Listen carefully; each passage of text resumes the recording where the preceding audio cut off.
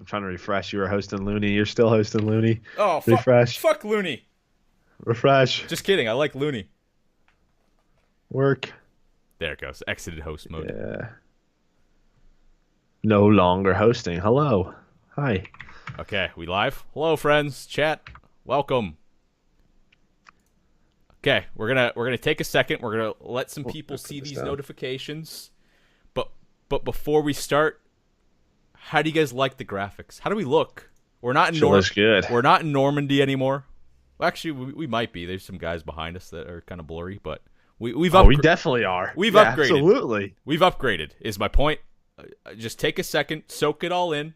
We got some. I took your guys' criticisms to heart. We got some bigger cams going on, so you can see our sexy faces. I just hope you guys appreciate what we did. Joe's prestiged infantry division. Can you see that shit? I have. What is that, like 2? At least, dude. At least. At least 2. All right. You ready for this? It's 8 p.m., Tyler.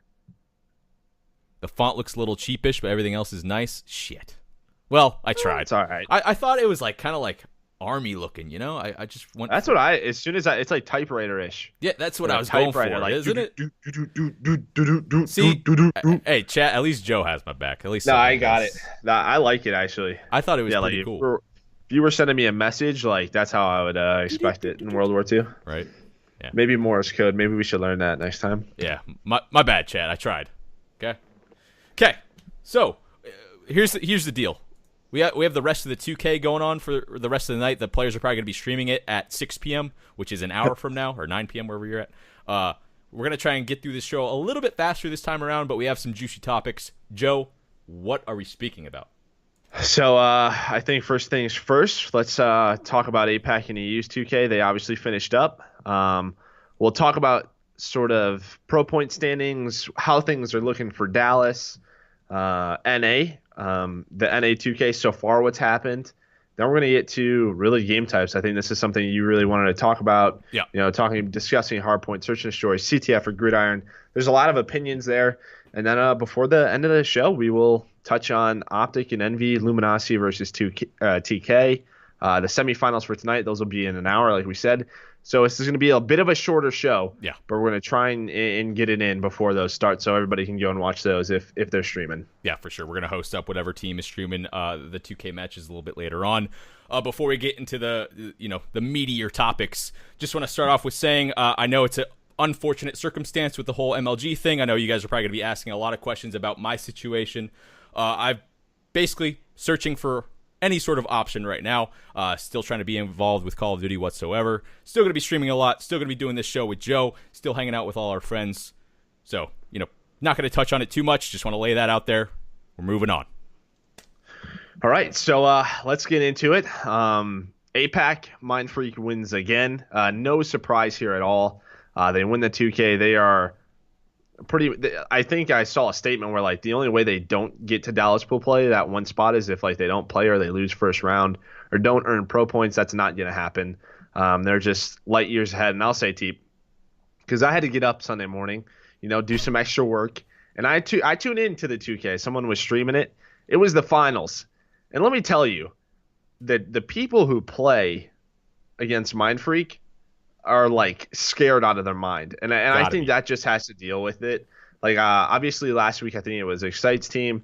He was a part of that Mind Freak team. He wants to beat them. They didn't play. They went to map 5 the first week, but this week there was no competition at all. It just seemed like the other team just knew they were going to lose, and that to me is really sort of the attitude in APAC. It just seems like there's Mind Freak, there's everybody else. That's it. For years. For so long, game to game, you think there'd be like somewhat more competition, some players that are be up and coming of age that break in and really start making some noise in that region.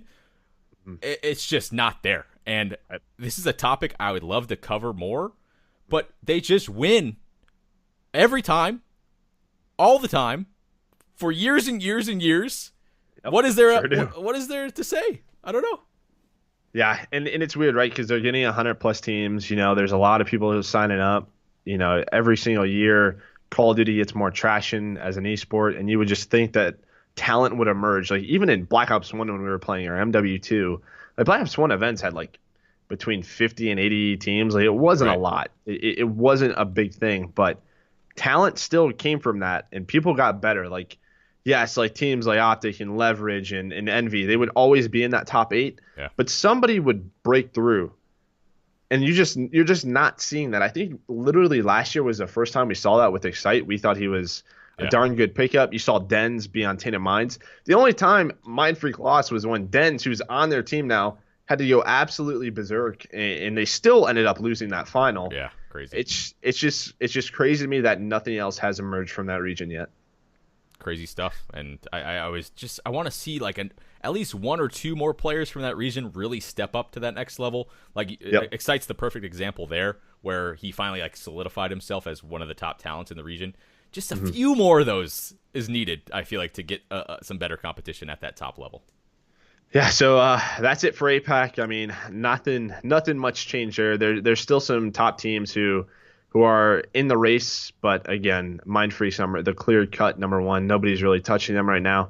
So we're gonna move on to Europe. Last night, Europe's 2K ended. Red Reserve ends up beating Splice, and they actually take the Pro Point lead. So our top 5 seeds so far, you have Red Reserve at number 1. Splice at number 2, and it's only like 45 or 35 point difference. Yeah, it's a super crazy. close race for that number 1 seed. Scraps team, Epsilon, those are really the top 4 that we've expected so far. And to be honest, I'm pretty sure that's been the semifinals, both 2Ks. Yeah. And then you have that 5th spot. That 5th spot is really the team that's up for grabs. You have 5 spots for pool play at Dallas for Europe, and that 5th one, any team can take it. We have a French team. We have 2 Spanish teams. You still have some of the old UK teams we expect to be in that mix. But besides that, the top 4 that we expected, they're still the top 4 in Europe. Yep. Splice and Red Reserve, they're the clear and cut number 1 and 2.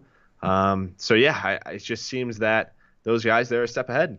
Yeah, some better competition, definitely, compared to the APAC region. Very surprising that Red Reserve able to take that final last night. I feel like it's going to be a nice rivalry throughout the year with these two teams going at it head-to-head on boots to the ground. So super excited to see how those teams progress. Seems like Scraps' team with Moose and Shawnee, I believe, as well, are doing quite well. It's good to see them being consistent as, there was some definitely up and down with those types of players last year. So seem to be consistent. Yeah, and again, so far right now in Europe, I mean, you have the top 4, Red Reserve, Splice, Scraps, Epsilon. I think Splice and Red Reserve are pretty much in for pool play. The other 2, as long as they don't have a horrible weekend, like absolutely atrocious, they should have a pool play spot. The 5th one, that's the one everybody's going to be watching out for. It's going to be tough because next week it is the last 2K for pool play. So next week, that is what everybody's going to be looking out for. Everybody's going to be getting those pro points. But I got to ask, Teep, do you think another team besides a UK team is finally going to get into that 5th spot? Ooh. I mean, now's probably the best time than ever, especially, with sort of just how connection works overall. You never know who's going to get some of the better hosts on certain maps in those series. And I hate to bring online into it, but 2K, there's a strategy to it, right? When you're going up against a certain team, do you want 2 hosts? Do you want 3 hosts? Do you want a certain map in Search and Destroy where you can try and use that to your advantage? It's a definite strategy, albeit it could be more competitive at times. But it wouldn't be surprising if one of those teams, make it in there for the 5th spot. Yeah, I'm hoping one of the Spanish teams do. I'm a huge fan of the Movie Star Riders and Giants Gaming. Obviously, they're making big waves. They've attended some lands in the past, but this next 2K is going to be pivotal again. Just getting that pool play spot, you guarantee yourself sort of a place, in one of the best teams in the world.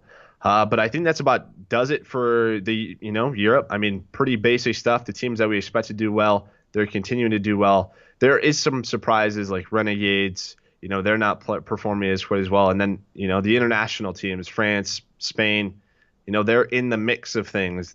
What we really didn't see last year, but, they're here to play. For sure. Going to be very exciting. So then we go over to big old North America. Oh, yeah. And this is where things obviously get juicy. I believe, do you have a pro point list you want to show everyone? Do. Pop that up on the screen right there. Bang. So we see how the top 13 right here, and then we have some other teams that we can show off after this. But these are the pro points that have been added besides the 4 matches, or the matches that are going to be going on, the 4 teams that haven't played yet, the semis and the finals tonight. Mhm. Other than that, I believe these are updated. I found these from Reddit, so hopefully they're accurate enough. They should be. Basically, you can see there Envy's points. Yes, it shows them pretty low at 3680, but again, they're guaranteed a certain amount of points from making the semis. So. Yeah, I mean, obviously, and then in your top 3, you have Optic, Luminosity, TK. TK, again, getting in the semifinal. I think super surprising to everybody, including myself. We talked about them a little bit last week. I mean, we weren't sure if they were going to continue to do it, but we talked theory. This is sort of his last chance, really, to me, and he's showing up big time. Obviously, you have Chino and Kenny, who have a ton of star potential. Accuracy, I feel like this is, sort of his better game. I think his play style fits boots on the ground, sort of, better than advanced movement. And I think it's really shown off. It's very impressive to see.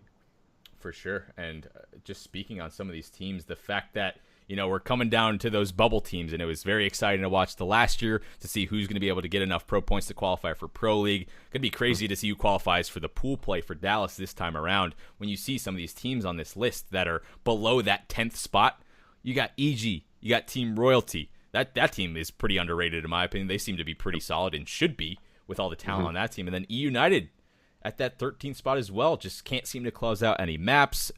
Man, it's tough to watch some of these matches. Online COD can be tough at times, but seems like time and time again, United just can't seem to clutch up at the last second there. Yeah, and there's a few teams who aren't on this list, but we'll get there. So right now, you have E6 who's in. They're, again, continuing to play extremely consistent. Ghost, they lost last night, but they got a top 8 finish. That's what they wanted. Team Parasite, they drop Embos. They pick up Study. Study is they're both pretty aggressive SMGs, but that was the big thing to me was how would Study sort of fit into this team. Right. But he is playing an SMG role because that's what Embos does. And they continue to prove themselves once again. Ferocities and Blastful. I mean, again, Haggy puts together a very good placing. A top 8 finish. I mean, these guys are right in the running. These guys should end up being in pool play. I mean, they just keep getting better and better. Then you have Rise. They had a very close game 5 with Optic that I heard about. Let's see. Team Rocket. I don't think we talked about this team at all last week. I mean, maybe we briefly touched on it. But that team, it's Twiz, TCM. I'm trying to think. Someone help me out. Do you know? I don't remember the other players on the roster. Chat is going to help us out. I'm going to check. I believe in the chat. I feel like an idiot. Let's see. It's like that one name on the list where it's like, oh shoot, what is that roster again? Because there's yeah, but anyways, this team, I mean, it's Nelson. They get there. They're here again, and they put themselves in a position that they want to be. Oh, Dimmy and Nelson. So there we go. They put themselves in a position that they want to be. These guys currently have a pool play spot, but we shall see. Because Envy's obviously going to get bumped up. TK's going to get bumped up, and then sort of the outside is where it gets scary. That 10th spot. Next week's going to be intense, man. That 2K is going to be crazy. A lot of teams are going to give it their all. Practice this week's going to be insane because you have Team Nagafin right there. Nagafin, Methods, BL Fire. Those guys are very, very good, and they keep putting their pieces together. And then you have EG, you have E United. A team that's not even on this list is Echo Fox. They're not even in the picture right now. FaZe, another team. This list is actually pretty crazy to me. Yeah, I'm bringing up some of the other noted teams that are lower on the pro point scale right now. You can see right there how low they actually are on the pro point scale. FaZe at 3560, Era 3490, Echo Fox 3290. Like, it's just, you wouldn't really expect some of these teams to be so damn low on the list. FaZe just having huge issues. I haven't really got enough film time with watching FaZe to see exactly what the problem is, but back-to-back top 32s, that's a mess. I feel like you aren't even getting to some of the top competition at this point. Right. In the 2K, and they're still having trouble get through them. Whether it be, excuses or not, I don't know. I don't know what's going on, but it's not good. Well, here's the thing, right? They obviously didn't play last week, and that's just sort of where it hurts you. You have IW pro points. You sort of have a solid seed, and then you don't play well, and now you have to play Envy in the round of 32. They end up losing them 3-0, and that's just where the sort of issues, they just connect to one another. I mean, Is their year over? No, their year's not over. They can play well in the next 2K. If they do have to go through the open bracket, they have enough talent to do it easily. This is the thing. I understand that the open bracket is scary, but a team like FaZe, a team like Echo Fox, they should be able to get it through it. I mean, there's just For too sure. much talent in this team. There should be no excuses to where they can earn, again, up to 25,000 pro points at Dallas Yeah. and at New Orleans, to where if they are in a tough position for Pro League, there's no reason to me that these teams shouldn't be able to make it through that open bracket and get it to pool play. You got plenty of chances. You hit the nail on the head there. Like, if you go to one of these events and you aren't getting enough pro points along with all the 2Ks and that, it's like, well, obviously something's going wrong. We talked a little bit about this before we started the show on FaZe and how AR heavy the game is right now. And Yep. talking about this lineup, it's like, do you have traditionally strong ARs on this team? Looking at some of these other rosters, probably not, right? So I guess it's not too surprising that they're struggling, and I feel like it is a team that will be able to bounce back and really get it figured out, but time's running out. Open bracket's going to be a gauntlet. Yeah, I agree with Jack. I think FaZe needs a dominant AR. I think they should pick Jack up. I think he's what they need. But yeah, so I mean, we can run through some of the big storylines in North America's 2K. Again, number one to me, FaZe loses again. Obviously, they lose to Envy in a 3-0 fashion. But it is a big storyline. It's, again, we were talking about it. You wanted this roster move to pull through, and it hasn't. Like, Reap's one of the old guys like us. When he wasn't playing, he was playing with us. We're retired old men. Right. But we wanted him to come back and play well. And I did like the Priest to pick up. I think it's just similar to what you said. I think Attach, Priest, Azuma, they to me just have too much talent. But that AR role, I mean, you said it. It's easy to run an AR. That's what all these people say. Yeah. But it's just different. It's different when you have that play style, the sort of things you like to do. Because those three guys, they like to play aggressive. If this was an SMG-based game, this could be a completely different storyline for them. Oh, for sure. And just seeing how respawns are played in this game in specific, it's like it's so important to buy time, to play your life, and play much, much slower, value your life a lot more. And speaking about most of the players on that team, it's like, do they really do that a lot? Not, you know, it's tough to talk about it, going from jetpacks to this game, and I'm sure they're figuring it out. But traditionally, they're fast players, might not be paying off so well. Yeah. So that was obviously a huge deal as FaZe gets top 32. E United, they lose a very close Game 5 to Luminosity. I'm not sure if you watched that series, but they were up like 4-0. Sure did. Heartbreaking loss. I know they had some connection issues. There was like two of them on hotspots, whatever it was. But the fact of the matter is that loss, or if they win that map, they're probably in a very good position, to sort of solidify them. Well, not solidify themselves in a pool play spot, but they're in that picture. Now the pressure's on to where they will have to sort of get that top 4 finish in the next 2K. And speaking on that series in specific, LG with some crazy composure on that USS Texas to come back and win. Slack was making some crazy plays in that bottom middle, but speaking on United, it's like I feel like the excuses make some sense, but like on that last map, for example, you go up 4-0, your hotspot was working fine, wasn't it? What happened? What happened? Like you did, like they aren't finding ways to close out maps, and that's a common issue on a lot of series that we've seen from these guys. Even talking about some of the other tournaments that I watched from them, throughout the weekend, we had the Memorial Tournament, we had the 3K Prime Tournament where we got to see some better respawn as well.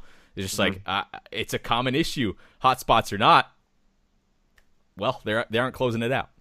Yeah, definitely agree there. So E United, obviously they have a very big weekend up for them. Parasite, we touched briefly on this, but Hagi's team, they pick up Study. They decide not to play with Embos. I have no idea what ended up happening.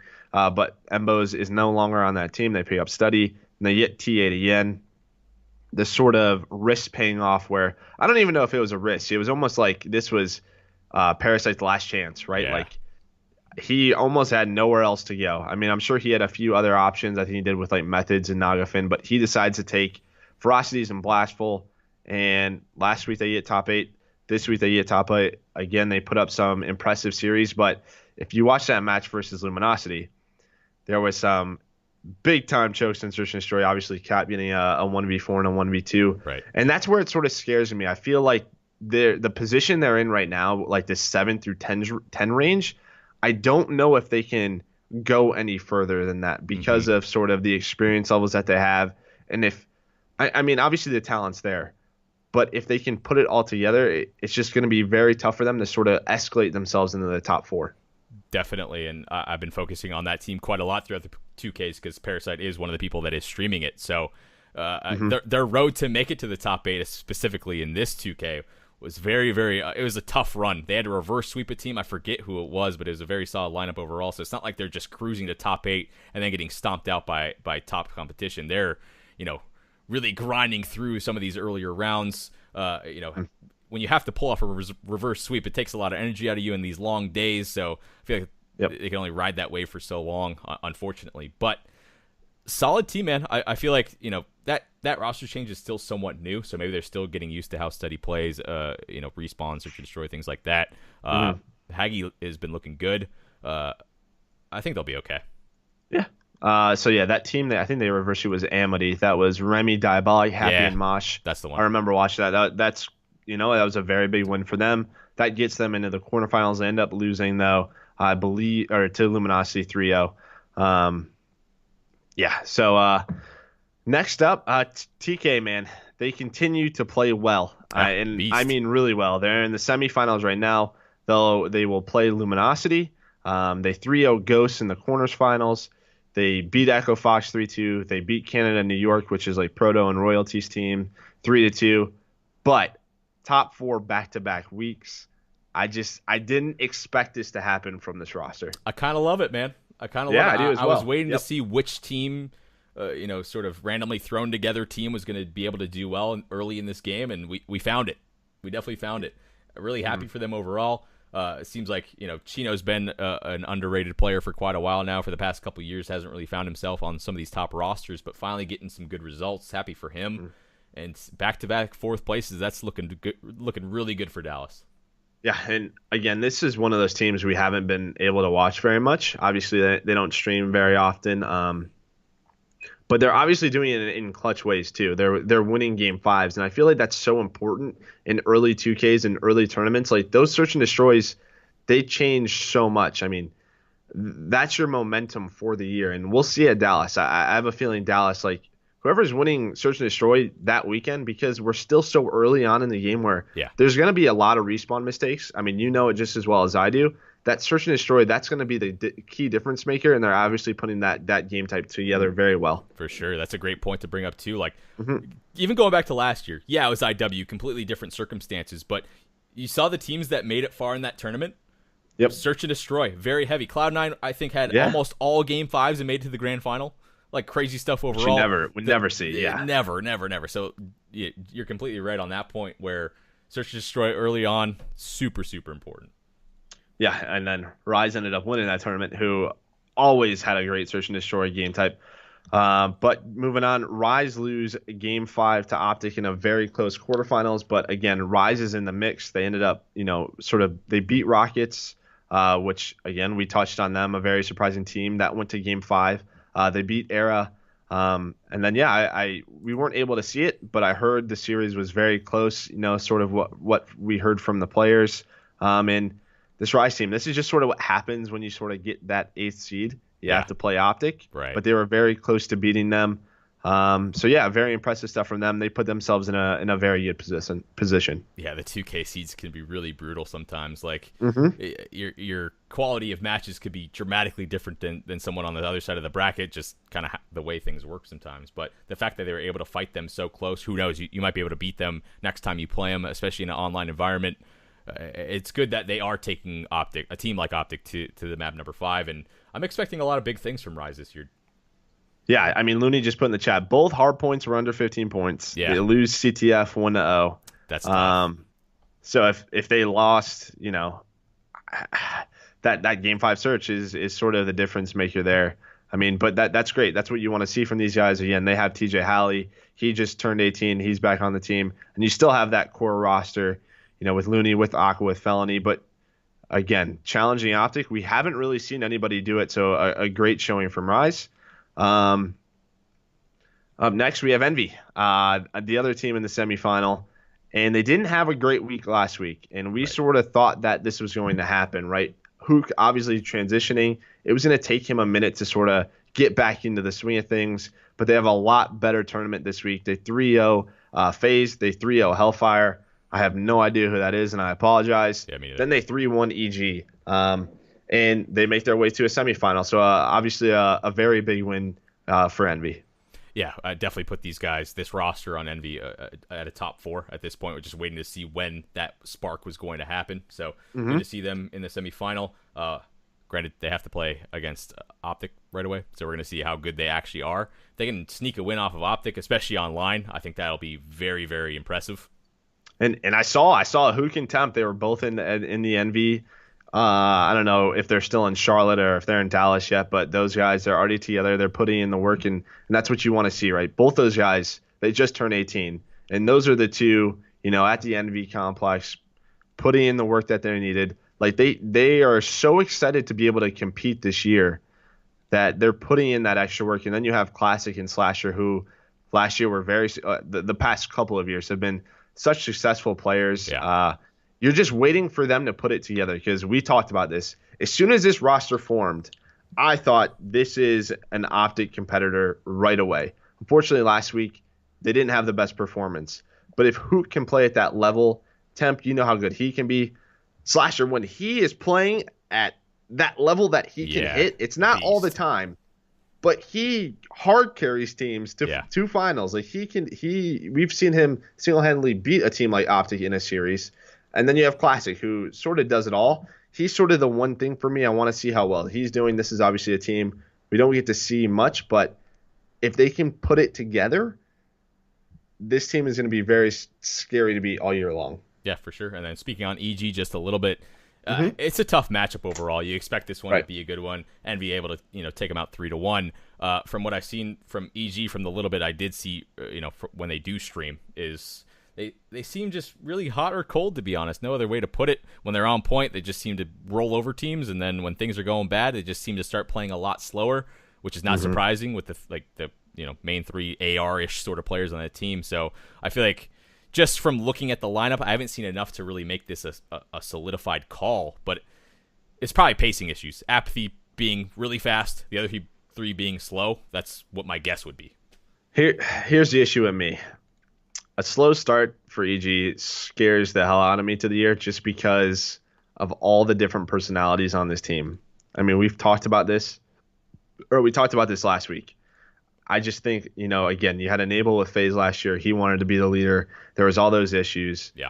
Pat, that's the way he likes to play. It's his way or basically no way. And again, we've heard Enable say, like, I don't want to have to deal with that. Like, he had specifically said he was never going to team with Pat again. He's teaming with Pat again. Mm-hmm. And then you have Nameless, who, again, at times can speak up and has his own opinion. I just feel like when things are going to go wrong, it's going to be even worse for these guys, because they all just have such strong opinions. And even Apathy at sometimes, like, Apathy has, a way in his head that he wants to play. Yeah. And I dealt with that. I know Envy dealt with that. And sometimes it's hard to sort of just break that into him at times. And that just creates so many issues. Completely agree with you. It just kind of like screaming pacing issue, whether it's Apathy needing to slow down. I'm not sure. Like I said, I haven't really seen enough of them, if they are like running 4 ARs or if Apathy's running a sub full time on respawns. I don't know. I don't really know enough, but that's just pure speculation on what this roster is doing right now. And that's what we do. We speculate because, again, none of these guys really stream. We're just guessing based off our experience. Yeah, right. All we can really do. So that's basically it for the NA 2K so far. That was really the big things. We covered most of the quarterfinals matchups, some of the roads that these teams had, and then at the end of the thing, or the end of our show, we will cover the semifinals matches. So we're going to move on now to the next topic, and we're going to talk about the different game types. Obviously, the game just came out a few weeks ago. You and I have put a good amount of time in, especially in Search and Destroy. Yeah. So let's kick things off, Teeb. Let's start off with Hardpoint. Yeah, for sure. And chat, feel free to spit out your opinions too on how all these game types are playing.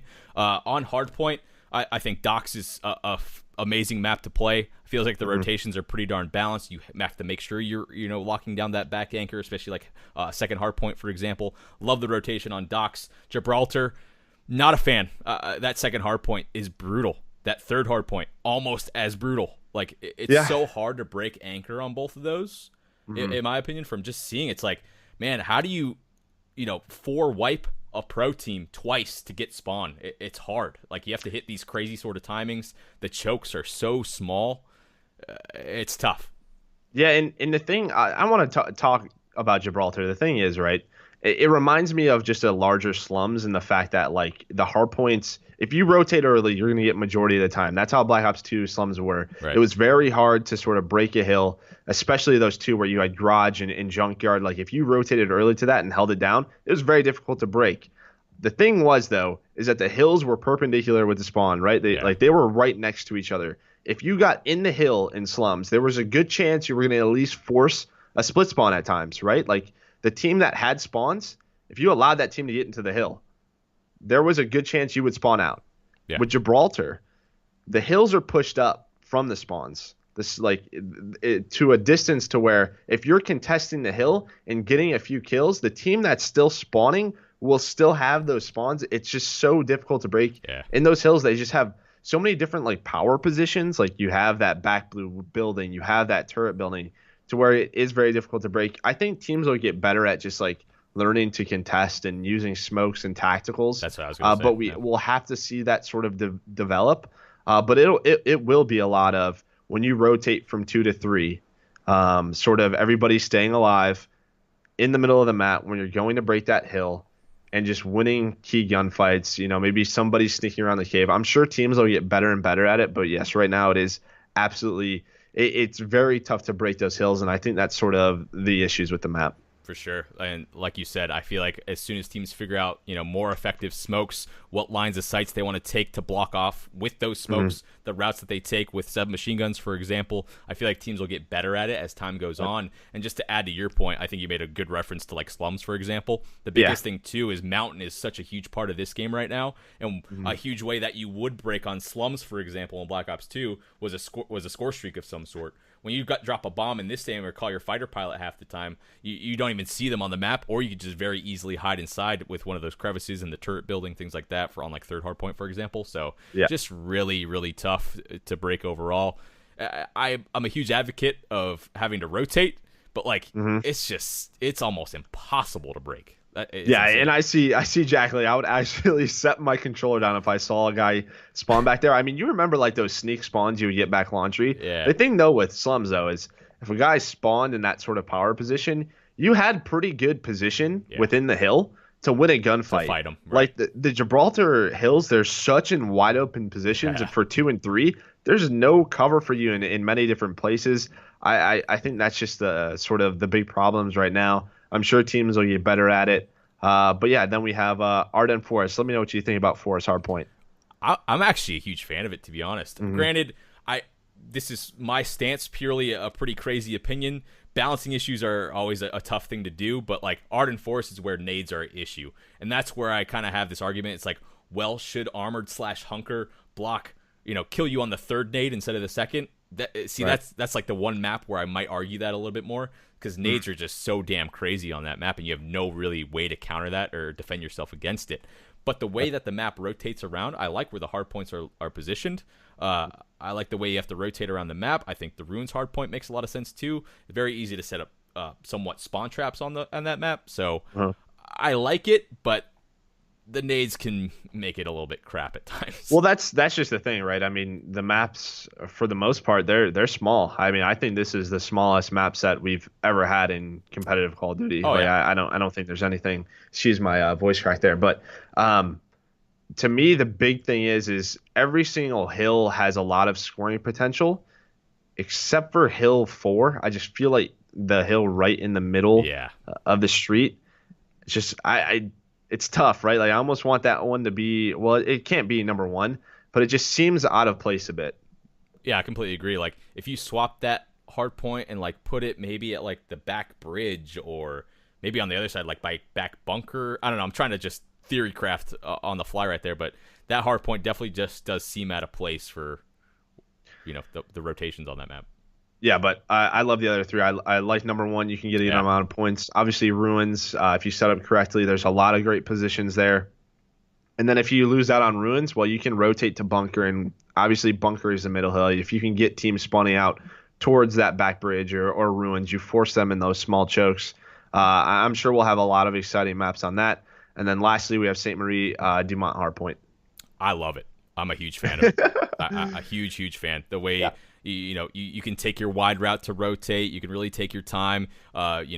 Running around using routes with a sub on that map is a lot of fun in my opinion, just from like my own experience playing Hardpoints. Granted, I haven't like scrimmed or anything at the top level, so sound whoring and all that type of stuff comes into it too. But I like the rotations on that map. I think score streaks are quite strong. You have to utilize them at the right time, like on the A-bomb Hardpoint, for example, over towards like Green Tower. Save your streaks for that one.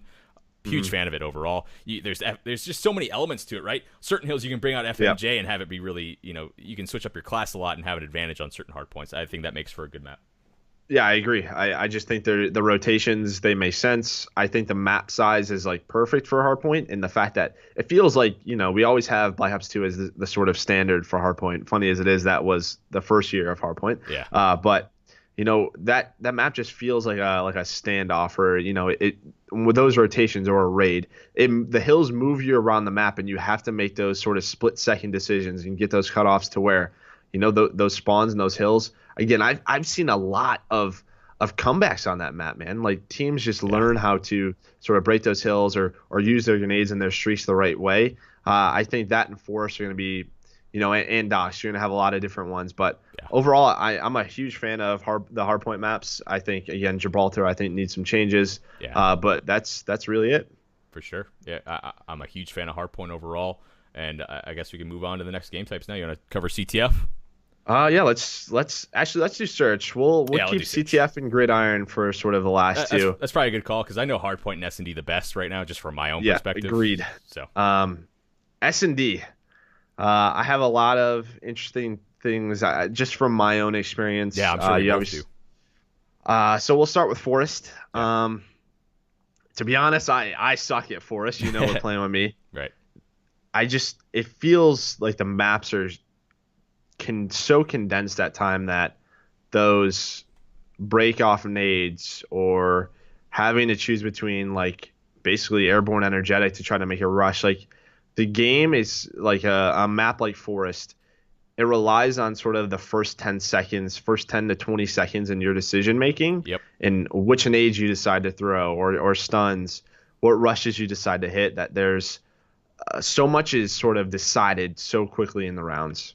For sure. And it's like sniping is quite strong on that map. That long lane on the B side of the map, you can snipe over and actually like basically spawn kill the guy at back A when he's trying to rotate over towards cabin.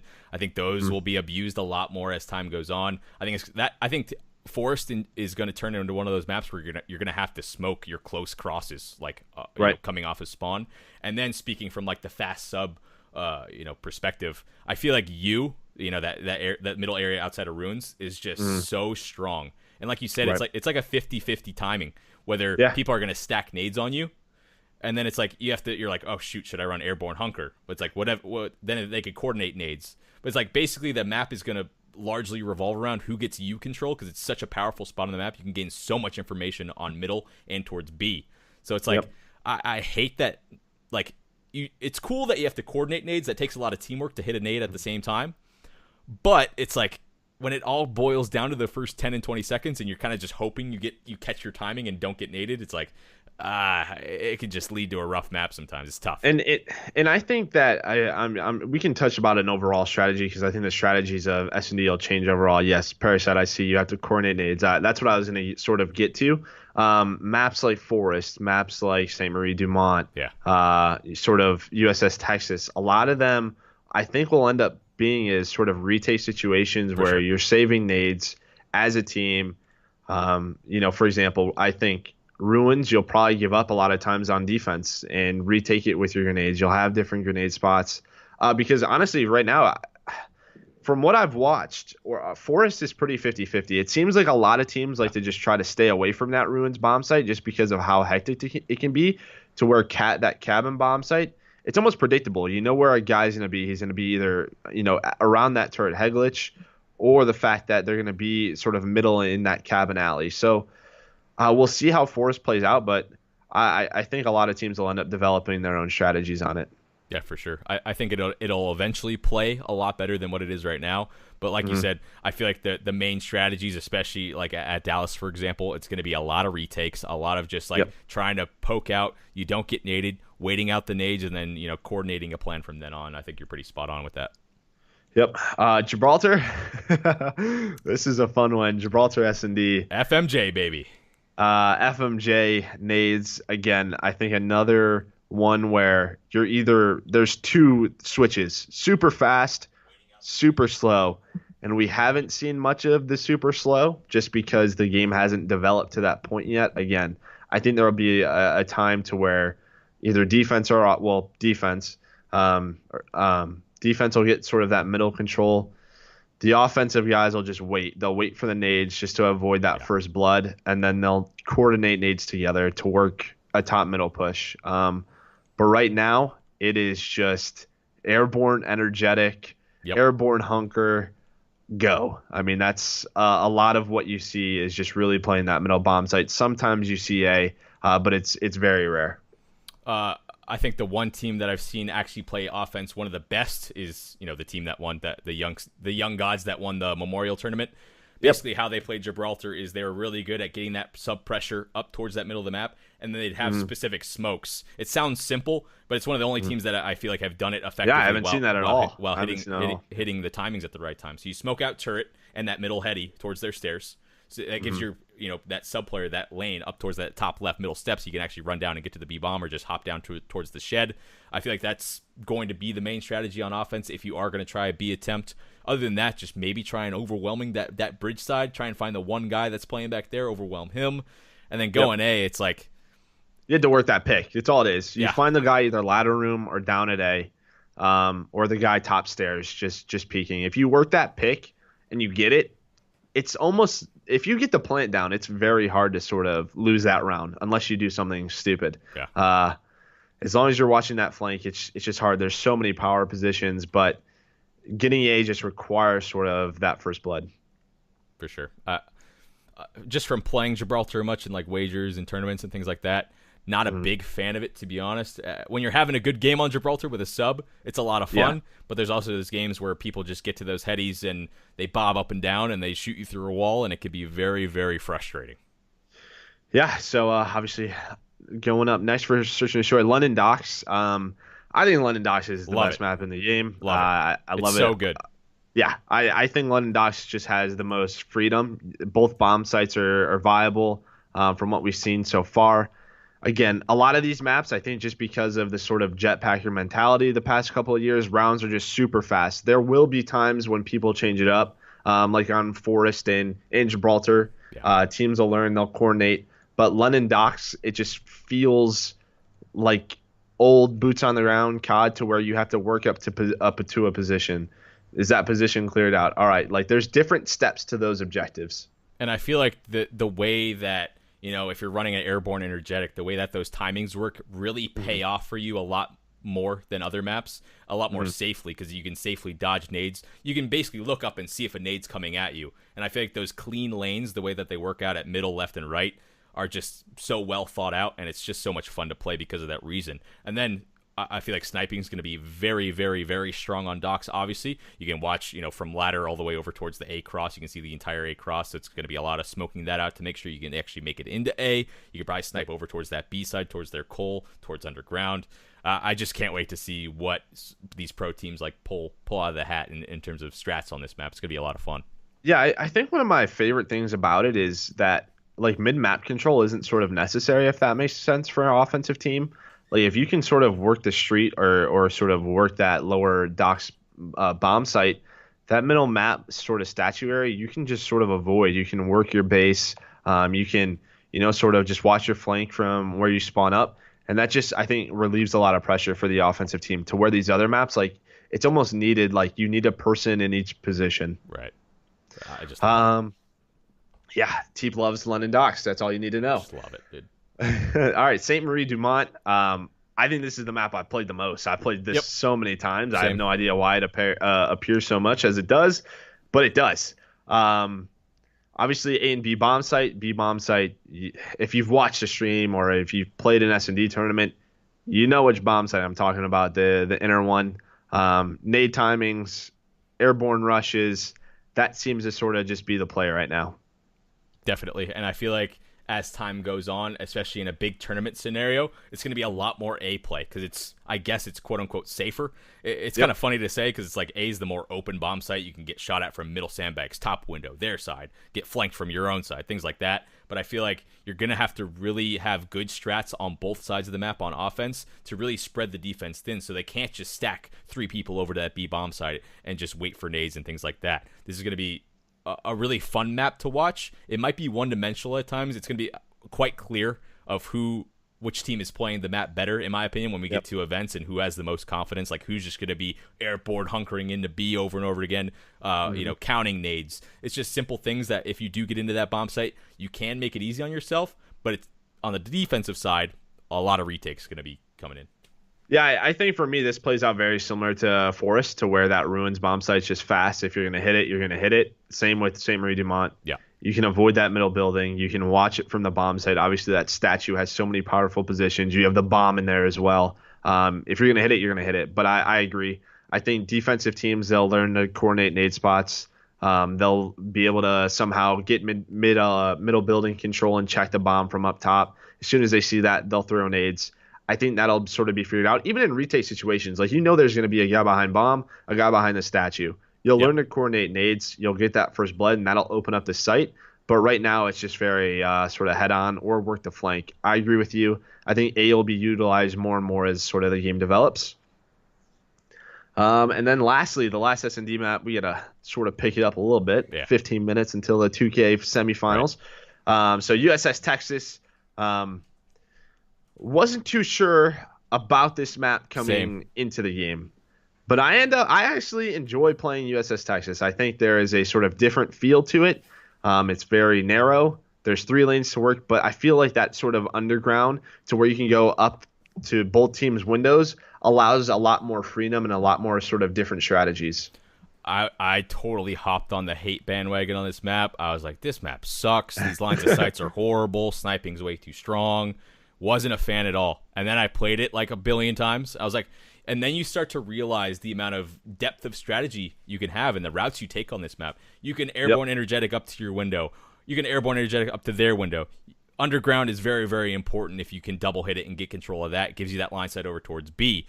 There's so many different lines of sights. You can, if you have a strong sniper, it's obviously really good towards A. You can sit back and play slow and watch crosses. It's a very, very in-depth map. And each time I watch these pro teams play it, I swear I learned something. Yeah, I agree. It's fun. It's grown on me a lot. It's one of my favorite maps now for Search. Yeah, I think the biggest flaw to me is just sort of how far away you can see bomb sites. I mean, the map isn't huge. If you plan an A or a B, I mean, the defensive team will know where you're setting up, but it just takes time to get to that position, win that fight, and then get to the bomb. I mean, if you allow them to plan A, they can see it from spawn. If you allow them to plan at B, they obviously have that upper platform, and they can go to your spawn or their spawn. So we'll see how sort of teams defend those bomb sites. Again, another map where I just think coordinating nades is going to be so important. That's sort of the name of the game right now, and we'll see how teams develop. The bomb sites sort of play like, it kind of reminds me of Warhawk, just being a sub player, except with a way more dynamic middle map, if that makes sense. Because you have like the top windows, you have bottom mid and things like that. Yeah, that makes sense. But like Warhawk, for example, you could see the cross basically anywhere. You just sit back in your spawn, you call cross, you try and nade it out. And that's when smokes are becoming more and more into play. Smokes are going to be so damn important in this game for baiting out nades, for just so many different things, blocking the obvious crosses from the lanes that you can watch with snipers, a bunch of stuff like that. I think it's going to be a fun map to watch at events. Yeah, and I don't know if people know in the chat, but in World War II, thermals didn't exist. So that's why, smokes are super important. But just a history lesson here on Hardpoints. You can get them every week. Thanks, sir. All right, sort of the bigger discussion. CTF and Gridiron, sort of coming into it. We weren't too sure what game number 3 was going to be. CTF, we'll start with CTF, I guess. How do you feel about CTF, Tyler? The spawns are tough, bro. The spawns are really tough. I feel like the reason CTF has worked so well throughout the years is you get punished for dying. When you go for dead, you have that sunken feeling in your stomach. You're like, crap, I'm going to lose a flag right now, and that blows. The way it is right now, you go for dead, you basically spawn up on your flag, and you play defense again. It's Yep. just it doesn't feel rewarding when you're playing it or watching it, and it's like, oh, this team got 4 dead. Usually you're like, yes, a flag's gonna happen. And in this game, a 4 dead happens, and you're like, oh, they spawn up on point, and the play's dead. Okay, cool, let's move on. Yep. Sucks. Yeah, so obviously you have Forest CTF. I think this is one that a lot of players enjoy, but again, it just sort of has those sort of back spawns similar to like Stronghold, to where you're just spawning. There's like coverage to defend that base. Yeah. Obviously on bridge side, there's all those different positions, so I totally get it. Smokes, I feel, are going to be so critical to So CTF. important, yeah. Yep. Flak Tower. I love Flak Tower. I think it's going to create some crazy games, but it's sort of the same thing. I mean, as soon as you're pushing your enemy base, if they don't spawn there, well, they're probably going to spawn pushed up on the map. Yeah. So you're going to have to get that second wave of kills. Obviously, there's a lot of discussion around the 7.5 second respawn. We'll see where that goes, because that could change a lot of things that you were sort of talking about. Right. But yeah. London Docks CTF, again, I just think anything London Docks is one of the best in the game. Yep. Yeah. And then Saint Marie Dumont.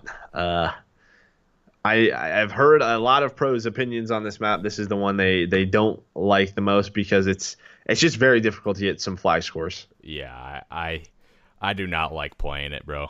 It's just hard. It's just really hard. Like it's one of those maps where it's like, it could just be 0-0, and it just goes to quad overtime, and no one's gonna get a damn flag. It's just really difficult. Yeah. And that's the thing, right? So, well, first of all, before we switch to Gridiron, the thing I love that they added to CTF was the extra time. I think it's an incredible sort of feature to where if you do get a flag out at the last second, there is that minute to sort of score it. I think that'll create I think it already has created a lot of just exciting moments. We'll see where that goes. You know what I want to hear? It's like, why do I've heard a lot of people, like on Twitter, for example, say they don't like it, and I don't understand why. I have no idea why. Yeah, I'll like get responses like, "Oh, no, that new OT thing's not fun." Like, what? That's how it should be. Like, it's cool. It's exciting. Uh-huh. I don't know. That's just my thought. Gridiron. And I see it in the chat now. I've seen it a lot of times. I've talked to a lot of different people, and they just, before we sort of get into the different maps, people just love Gridiron because it's more exciting. And to me, I sort of thought about, what does that mean? And I think the biggest thing is, Tyler, when you sort of watch CTF, not only do you have to get to the enemy base, you have to bring it back to your base. And that's where I think the issues sort of come in, to where Gridiron, it's like Blitz. I mean, I'm not saying the game types are similar, but you only have to go half the base. You only have to go halfway. You just have to take it to your enemy base. That creates more scores. That creates, more hype. I get it. I totally get that watching as a spectator. But that's sort of where it drives from. It's just the fact of the matter is you only have to take it so far, whereas CTF, you had to go twice as far. And I just think that's the big thing to me, is people want to see more and more scores as much as they can. I was watching Splice. They almost got 100 points in a game. It was absolutely insane. But yeah, let me know how you feel about Gridiron. Like some games I'll watch it. I'm a huge fan of it, but just like, I'm so biased towards CTF. Agree. I am too. When you get a good CTF game, I feel like the whole goal of this and the mindset for a competitive game is to make it as competitive as possible. And I feel like a good CTF where you get punished for dying, you have to make that decision off spawn, whether they're OE or wrap back. It's like, those decisions are a lot of the time so difficult to make, and therefore lead to a better game type. Gridiron, it's like, okay, the ball's over here. You rotate with your team. It's straightforward. You four group up, and you try and force the ball in for a 3-pointer, right? So it's like, that's what the point I was trying to make is, it was just like Blitz. Like, we as players hated playing Blitz and Yost. But when I was sitting in the stands watching Blitz, that shit was great. Yeah, it was exciting. You just got to the portal, you scored, and it reset. But it's sort of that similar discussion of, it is super tough.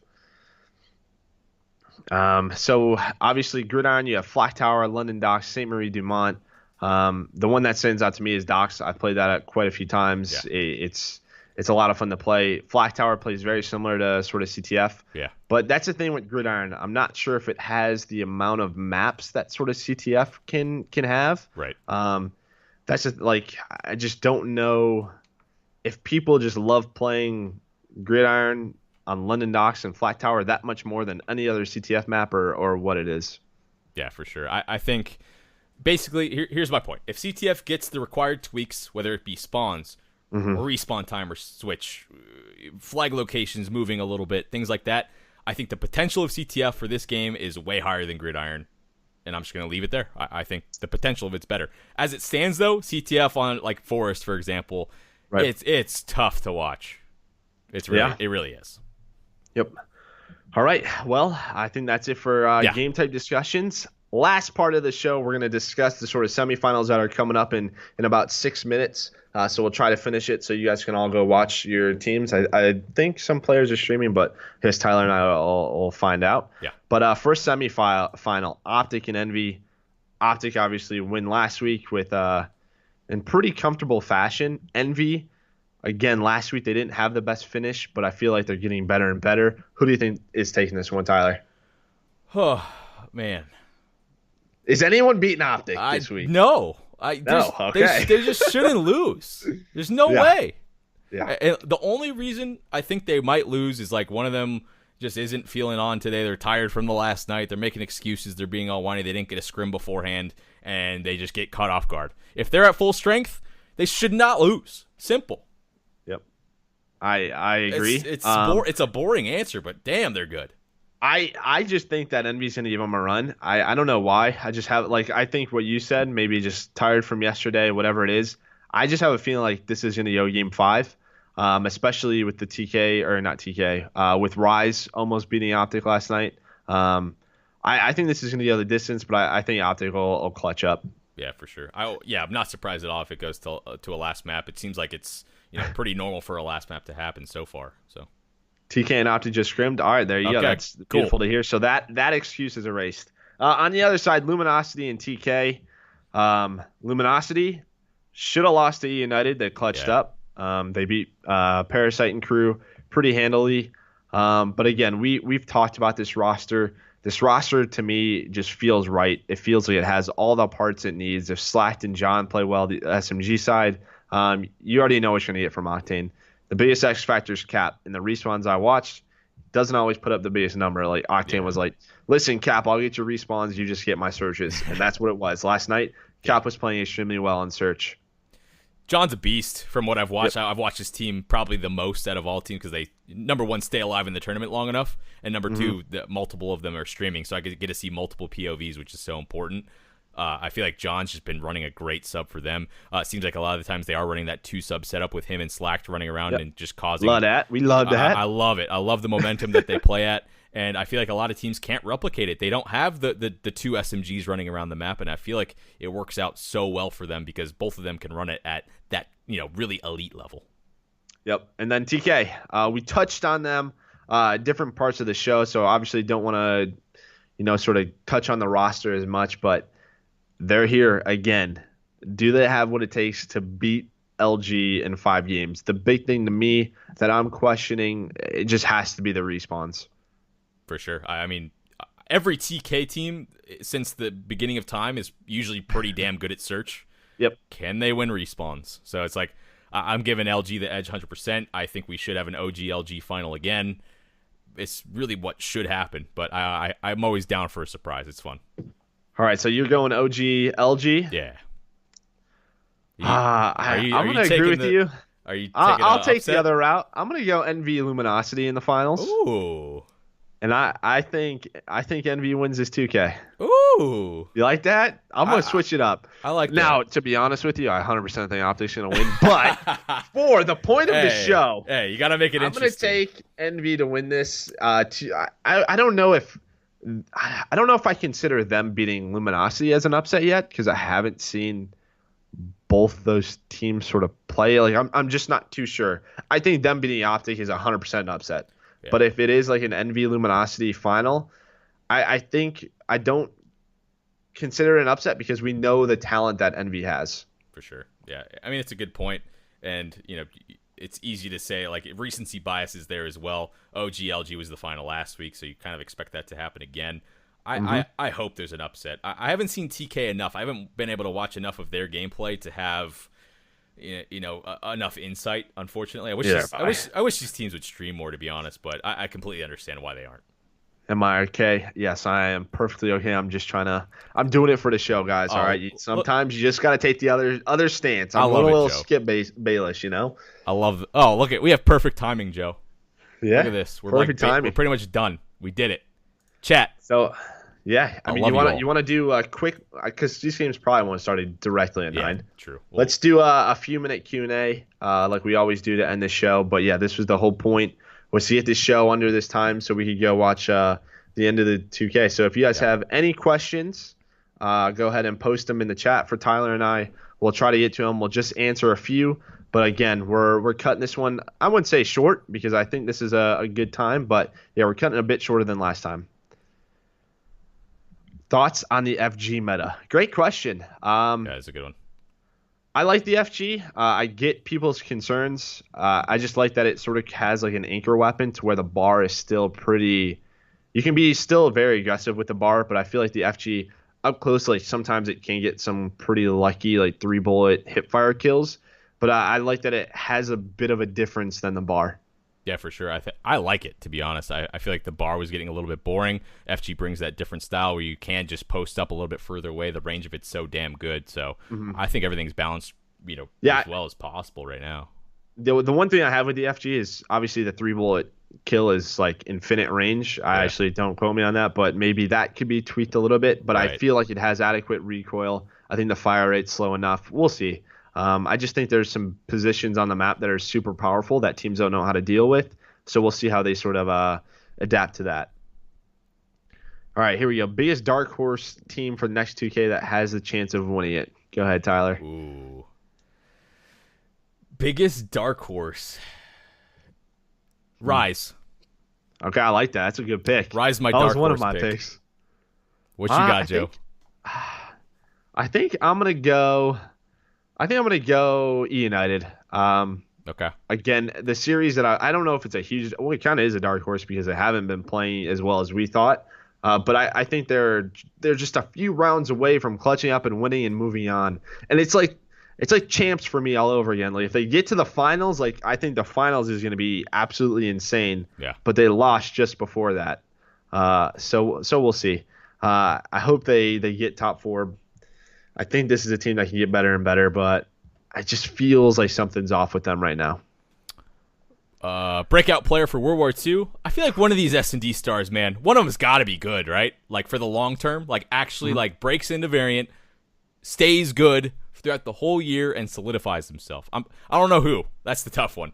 I feel like one of these S&D stars like has to make it. Yeah. Yeah, Pharaoh is a pretty good choice. I'm going to go with Kenny from TK. Yeah.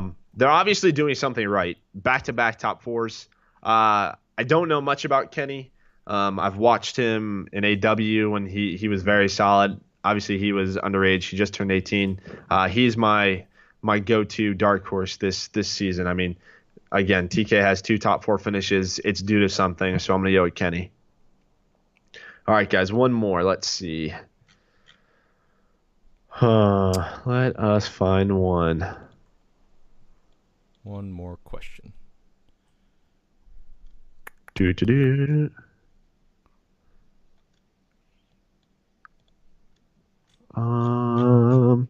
Ooh, I kind of like VS chances the flinch nerf because that's been. Yeah, let's see.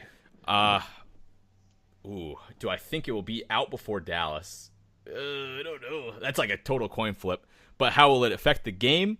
You'll have a lot more freedom, so you aren't like forced to run primed a lot of the time. Because the flinch right now, it just really leads, especially running a sub. That's what I do most of the time. It's like, man, it's just so frustrating when you're taken out of the gunfight before you're really in it. So I feel like it'll balance the game a lot more. Gunfights are going to be a lot more consistent. Teams with the better gun skill in gunfights will probably win them more often, which will help with the online consistency. So I can't wait for it. Yeah, I mean, a lot of players are going to run, airborne hunker. They'll be able to play a little bit faster than others. Or if you're a submachine gun player, I think it helps subs more than anything. ARs, the only difference is going to be is they're going to throw on infantry. They're going to have stock, right? Like I don't think there's much change to that. Maybe we'll see some cool bayonet plays. But yeah, I mean, ARs if they're nerfing it to like I have no idea the details around it, but you'll see a lot of just infantry hunker on ARs. If you're only using 2 attachments, maybe you see something else, but we'll see how that sort of develops. I really don't see ARs using anything else other than infantry like hunker and in respawn. Maybe you still use primed. That'll be the big thing. Yeah. Do players still use prime? Do they think it still has a big enough effect to where it's worth it? But again, I think for search and destroy and SMG players, that is critical to the game to keep it sort of moving in the right direction. Great answer, Joe. You're good at this. All right. I think that's it. That's 904. All right, chat. Pick a person to host out of one of the people on LG because they're streaming. Go. With the most names I see, I'm going to host them. We appreciate you guys hanging out. Hardpoints episode 2. We're going to keep these episodes rolling out for you guys. Check it out for our YouTube channels tomorrow. It will be up on there. Appreciate those of you that are able to catch it live. Looks like a lot of JCap. People like the Kaplan. All right, Kaplan's winning. To Kaplan. We're going to Kaplan for sure. But thank you so much for watching, guys. Hit that follow button if you enjoyed your stay in the channel. !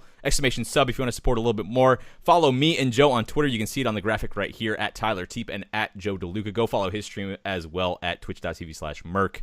Use our scuff codes as well. Those are cool. Scuff controllers are great. Like that. Use Mercs. We like that, baby. He's a great guy. Use Teeps. He's better. All right. We're out of here. Later, guys. Enjoy JCap's stream. Enjoy the 2K. Peace out.